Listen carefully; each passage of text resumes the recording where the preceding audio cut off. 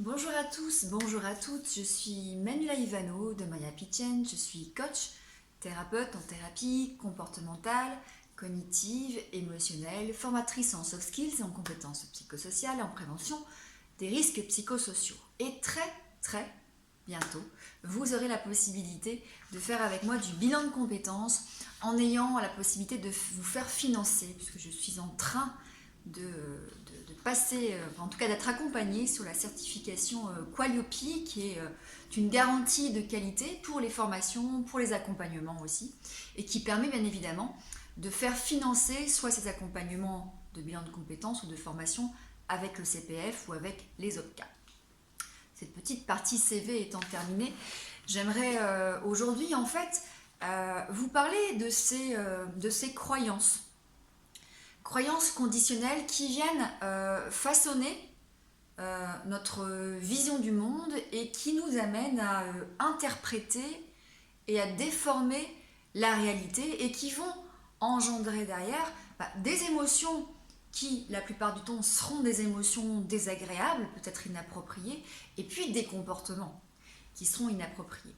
Alors, si vous avez suivi mes vidéos précédentes, vous savez maintenant qu'en TCC, donc en thérapie comportementale, cognitive, émotionnelle, il y a ce qu'on appelle un cercle vicieux. Donc cercle vicieux qui comprend la situation, et à toute situation, il va y avoir des pensées qui vont engendrer des émotions, qui vont engendrer des comportements. Tout ça fonctionnant en interaction, c'est-à-dire que un comportement va pouvoir aussi engendrer des émotions et des pensées, et une émotion va pouvoir engendrer des pensées et des comportements. Si vous n'avez pas suivi mes vidéos précédentes, je vous invite à vous rendre sur ma chaîne YouTube et puis vous trouverez toutes les informations sur ce qu'est le cercle vicieux et des exemples de cercles vicieux. Je vous redonne vite fait un exemple de cercle vicieux. C'est un chien qui arrive au coin de la rue, ça c'est la situation. Les pensées d'une première personne peuvent être « Mon Dieu, un chien, il va nous mordre ». Émotion, la peur, comportement, je m'enfuis ou je suis tétanisé. La même situation, le même chien, on a une autre personne, cette personne se dit tiens, un chien, il doit être perdu, forcément derrière l'émotion sera de la compassion et le comportement sera probablement un comportement en tout cas d'attention envers le chien, peut-être essayer de lui retrouver son maître, de l'amener dans un refuge. On voit bien que pour la même situation, on a bien des émotions et des comportements qui sont complètement différents et tout ça est parti bien évidemment de nos pensées.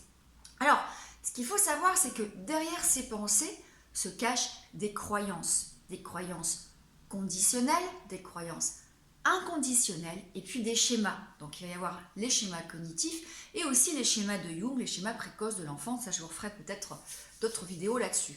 Je vous avais fait, je pense, une vidéo aussi avec des exemples de croyances conditionnelles, inconditionnelles. Vous pouvez les retrouver sur YouTube.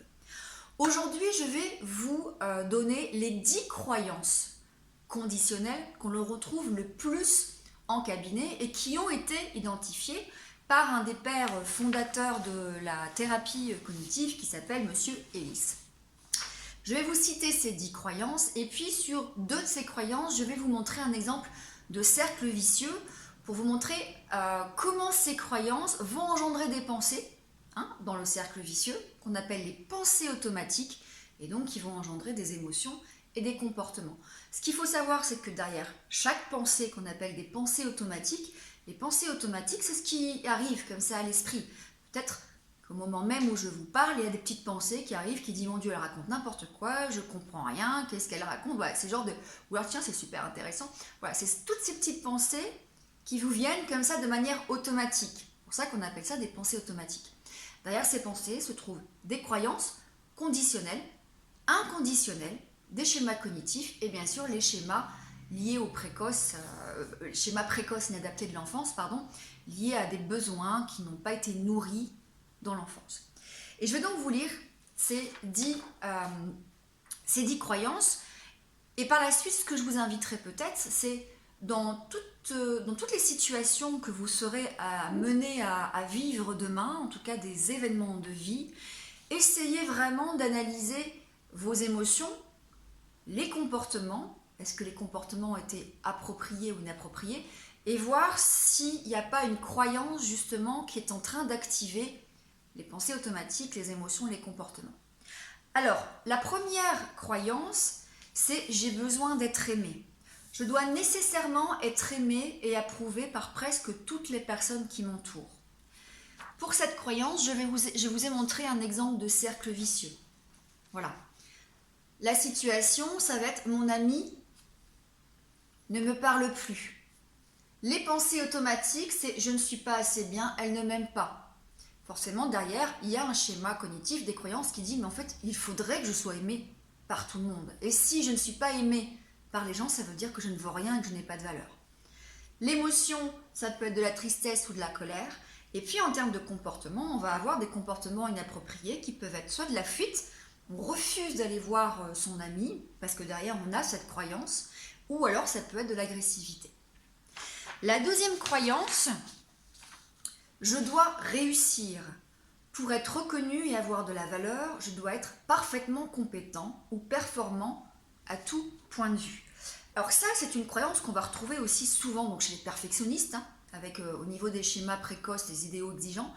On va aussi retrouver des personnes qui peuvent potentiellement sombrer très rapidement ou plus facilement dans le burn-out. Je vous ai montré ici un exemple de cercle vicieux. La situation, je dois rendre un travail de groupe. Donc je suis en travail de groupe. En fait, je retrouve beaucoup de ces situations chez les collaborateurs ou même des étudiants qui doivent travailler en groupe. La pensée, c'est je ne peux pas leur faire confiance, je ne peux pas faire confiance aux autres, je vais le faire moi-même. L'émotion, ça va être soit de la peur, peur d'être jugé, critiqué si le travail est mal fait, ou de l'agacement. En termes de comportement, on va retrouver des comportements inappropriés comme un manque de délégation, je ne délègue pas, je vérifie tout, donc je repasse derrière tout le monde, je fais seul, et forcément derrière, je risque de m'épuiser et je peux arriver au burn-out. Les personnes qui vont s'appuiser comme ça au travail, il y a souvent une belle croyance qui dit « pour être aimé, je dois être parfait ». Donc ça, c'est la croyance numéro 2, pour être aimé, je dois être parfait. Oups, c'est là, ça s'envole, bon, je laisse s'envoler. La croyance numéro 3, les autres ne sont pas corrects. Certaines personnes sont mal intentionnées, méchantes, mauvaises. Elles devraient être punies. Donc on a en termes de comportement, des comportements de méfiance qui sont assez excessifs. La croyance numéro 4, c'est une catastrophe. Quand les choses ne vont pas comme je le souhaite, c'est terrible, c'est horrible, c'est catastrophique, c'est insupportable. On va retrouver des schémas de vulnérabilité, des gens qui ont peur. Voilà, dès qu'il y a un imprévu, dès que les choses ne se passent pas comme elles le souhaitent, leur croyance va s'activer. La croyance numéro 5, c'est je suis une victime. D'accord ? Mon malheur est causé de l'extérieur et je n'y peux rien. Je n'ai aucun pouvoir sur ma colère et ma peine. En gros, si je ne vais pas bien, ce n'est pas à cause de moi, c'est à cause de mon passé, c'est à cause de l'extérieur. Et bien évidemment, chaque fois qu'il va y avoir une situation, on va interpréter la relation avec sa paire de lunettes, ses filtres, ses biais cognitifs qui vont répondre à cette croyance. La croyance numéro 6, c'est je suis angoissée parce qu'une chose est ou peut devenir dangereuse et c'est primordial que je m'en préoccupe. Si je m'inquiète suffisamment, ça devrait aller mieux. Là aussi, on va avoir souvent dans les troubles de l'anxiété généralisée, donc le schéma de vulnérabilité, des personnes qui pensent que s'inquiéter, ruminer, en tout cas s'inquiéter excessivement, c'est nécessaire, ça montre que je suis une personne responsable. Donc ça, c'est une croyance qui forcément derrière va engendrer des comportements anxieux excessifs, d'aller tout vérifier, d'aller tout contrôler, d'aller voir sur Google l'ensemble, la liste des maladies si on a mal quelque part, etc., etc. La croyance numéro 7, c'est trop difficile. Il est plus facile d'éviter les difficultés et les responsabilités que d'y faire face. Forcément, une personne qui a cette croyance va forcément être dans l'échappement ou dans la fuite, où elle ne va pas oser ou tenter, puisqu'elle a fondé, en tout cas, ses croyances sur le fait que tout est difficile et qu'elle aura des difficultés à arriver à ses objectifs. Tout est trop difficile. La croyance numéro 8, c'est à cause de mon passé. C'est à cause de mon passé que je me sens si mal et que je me comporte de cette façon. Donc si je ne vais pas bien aujourd'hui, ce n'est pas à cause de moi, je ne suis pas responsable de mes émotions, de mes comportements, c'est à cause de mon passé.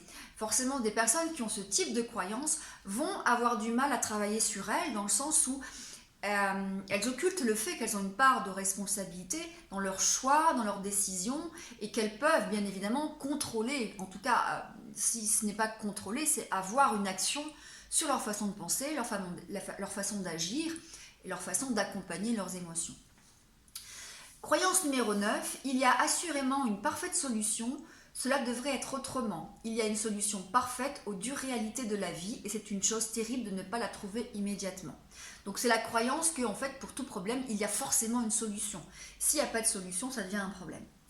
Et enfin la dernière croyance, c'est trop fatigant, on devrait vivre confortablement tout le temps et sans souffrance. Alors, ces 10 croyances, elles ont été éprouvées, en tout cas scientifiquement, à travers les thérapies comportementales, cognitives, émotionnelles.